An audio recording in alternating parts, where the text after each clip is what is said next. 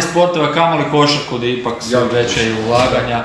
Znaš šta, kad već pričamo o Ciboni, Zagrebu, znam da imaš cijela leđa istetovirana, ali tako, sa simbolima Zagreba. Sad me zanima za nekog ovako ko nema pojma tetovažem, jel te to jako bolilo? To je prva stvar, koliko ti je trebalo da to sve napravilo? To odjednom se sve radilo ili? Ne, to je se radilo iz 4 puta. Aha, malo po malo. 4 puta sam išao po... A jesi na početku imao cijeli plan ili si prvo rekao ajmo ovo? Nisam imao uopće plan. Aj ovo, aha. Ne, nisam imao uopće, za gornji dio leđa sam imao neki plan, odnosno plan.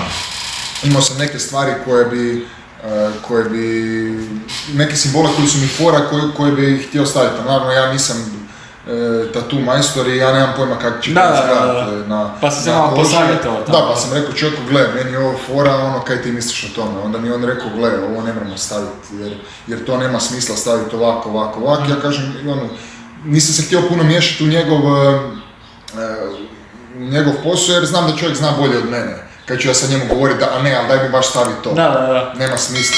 Tako, a u krajnjoj liniji nekako mislim da kad se čovjek ide tetovirati, ako je već odabrao kod koga se hoće tetovirati, zna rad tog čovjeka, da bi trebao definitivno prepustiti i na mašti i tog čovjeka da unese nešto svoje. Da, a si zadovoljan kako je ispalo? Da, naravno da jesi. A čekaj, je li bolilo jako?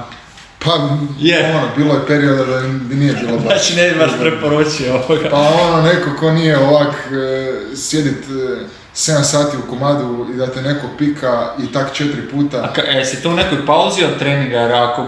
Mislim, poljeti sam radio. Da, jer kad si u kontaktu, sigurno prvih neko vrijeme ne smiješ da ti neko na leđima stavno. Pa nije to, da.